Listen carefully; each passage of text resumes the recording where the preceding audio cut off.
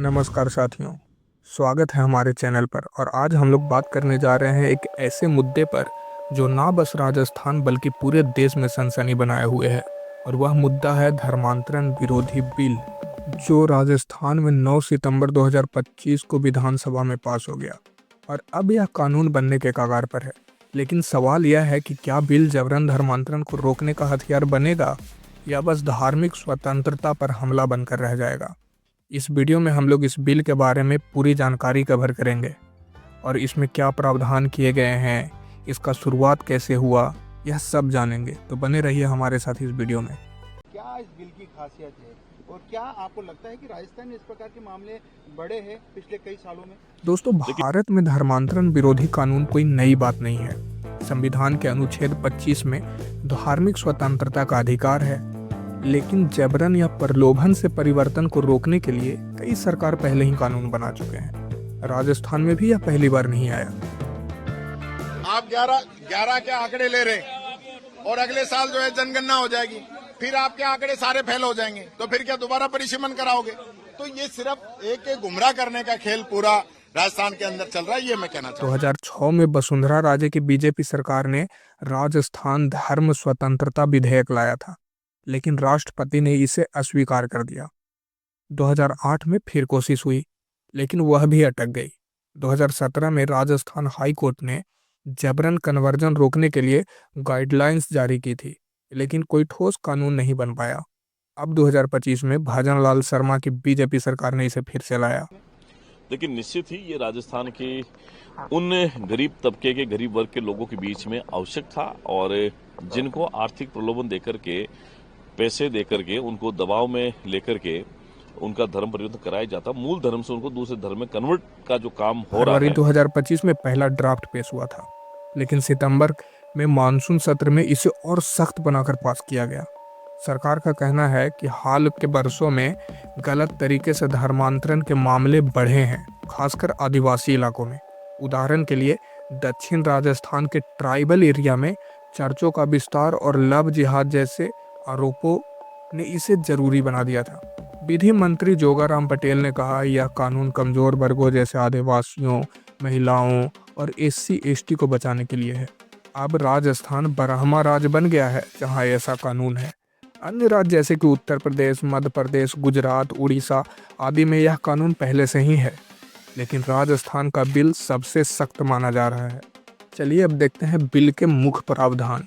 यह बिल अवैध धर्मांतरण को सबसे पहले परिभाषित करता है, यानी जबरन, धोखे से, प्रलोभन देकर, दबाव देकर या विवाह के बहाने किया गया परिवर्तन को अवैध धर्मांतरण कहा जाएगा। स्वेच्छा से परिवर्तन की अनुमति है, लेकिन सख्त प्रक्रिया के साथ। जैसे कि अगर कोई स्वेच्छा से धर्म बदलना चाहता है तो 60 दिन पहले जिला मजिस्ट्रेट को फॉर्म भरकर सूचना देना होगा। इसमें नाम, पता, परिवार, पुराना धर्म क्या था, नया धर्म क्या है, परिवर्तन का कारण, सब कुछ लिखना होगा। और जो कन्वर्ट करवा रहा है यानी कि कन्वर्टर, उसको भी 30 दिन पहले सूचना देना होगा। मजिस्ट्रेट आकर जांच करेगा और नोटिस बोर्ड पर डिस्प्ले करेगा। अगर कोई शिकायत आई तो तुरंत सुनवाई की जाएगी। और अगर आप कोई और धर्म से हिंदू धर्म में आना चाहते हैं तो उसे स्वैच्छिक माना जाएगा, भले ही आपको कोई प्रलोभन देकर फिर से हिंदू धर्म में कन्वर्ट करवा रहा हो। तो चलिए अब जानते हैं कि इसमें सज़ा क्या है। अगर आप धर्म परिवर्तन करवाते हुए पकड़े गए तो आपको क्या सज़ा मिलेगा। और सबसे महत्वपूर्ण पार्ट यही है। सबसे पहला बात तो यह कि आप अगर इस अपराध में पकड़े गए तो इसमें बेल नहीं मिलेगा। यह पूरा जो अपराध है वह गैर जमानती है। और सामान्य अवैध कन्वर्जन करवाते हैं, यानी कि अगर नॉर्मल किसी भी धर्म का हो गया, जो हायर कास्ट का है, उसका अगर कन्वर्जन करवाते हैं तो 7 से 14 साल तक का जेल हो सकता है और 5 लाख जुर्माना मिलेगा आपको। मिलेगा नहीं भाई, लगेगा। ठीक।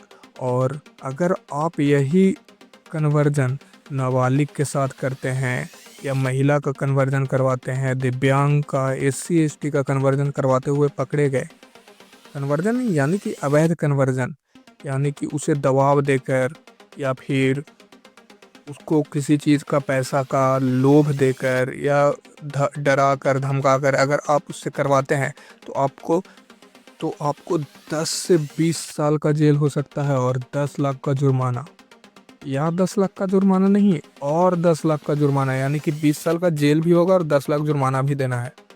सामूहिक कन्वर्जन या डिजिटल प्रोपेगेंडा अगर करवाते हैं तो 20 साल से आजीवन कारावास तक का आपको सज़ा मिल सकता है और 1 करोड़ जुर्माना लगेगा। सामूहिक कन्वर्जन कहने का मतलब कि पूरा गांव का ही कन्वर्जन करवा दिया कोई, कि पूरा गांव को हम आज मुस्लिम में कन्वर्ट कर दे रहे हैं, जो कि SC ST से रिलेटेड गांव है, जहां लोग उतने पढ़े लिखे नहीं हैं, लोग उतने समझदार नहीं हैं, उनको पैसा का लोभ दे दिए या डरा धमका कर पूरा गांव को अगर कन्वर्ट करवाने का कोशिश किए तो फिर आपको 10 से 20 साल का जेल नहीं, इस बार तो पूरा आजीवन कारावास मिलेगा और 1 करोड़ का जुर्माना भी लगेगा और दोबारा अपराध करने पर 2 गुना सजा। और तो और पीड़ित को 5 लाख का मुआवजा देने का भी प्रावधान किया गया है इस बिल में। विवाह से जुड़े भी कुछ प्रावधान हैं। अगर विवाह का मकसद अवैध कन्वर्जन है तो फैमिली कोर्ट शादी को अमान्य घोषित कर सकता है। लव जिहाद को टारगेट करते हुए विवाह के बाद भी जांच हो सकती है। अन्य अवैध कन्वर्जन में इस्तेमाल संपत्ति जब्त या ध्वस्त की जा सकती है।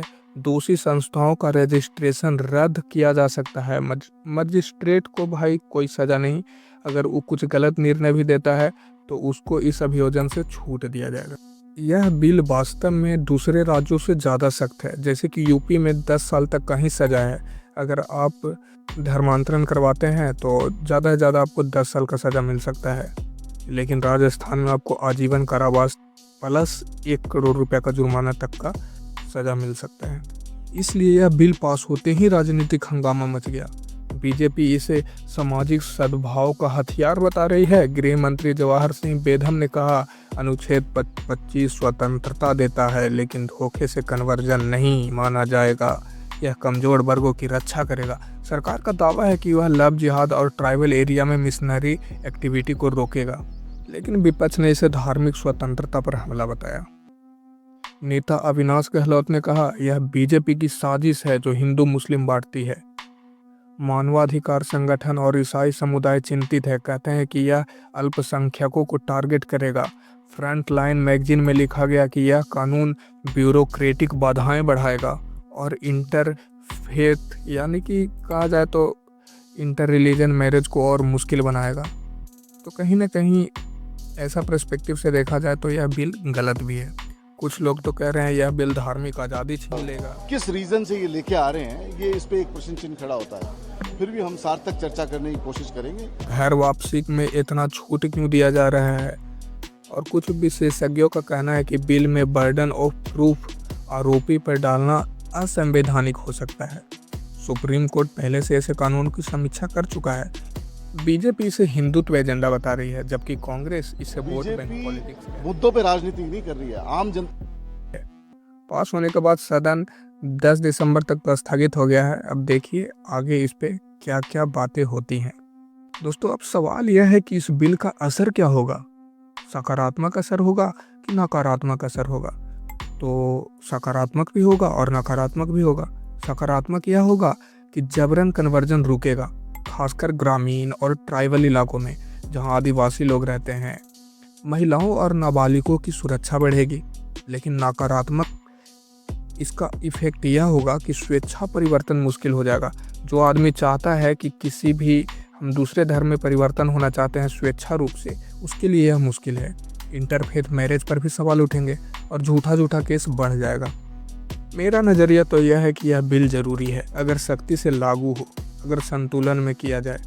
लेकिन इतने बड़े देश में और इतना भ्रष्टाचार होता है हर जगह, इतने कानूनन अपराध होते हैं कि इसे अच्छे से लागू करना बहुत मुश्किल है। तो यह सरकार का दायित्व बनता है कि इस बिल को अच्छे से पास किया जाए और अच्छे से लागू किया जाए। तो दोस्तों, यह था राजस्थान धर्मांतरण बिल 2025 का पूरा विश्लेषण। आपको क्या लगता है, यह बिल सही है या गलत? कमेंट में बताएं। लाइक, शेयर और सब्सक्राइब करें। अगली वीडियो में मिलते हैं किसी नए मुद्दे पर। धन्यवाद। जय हिंद।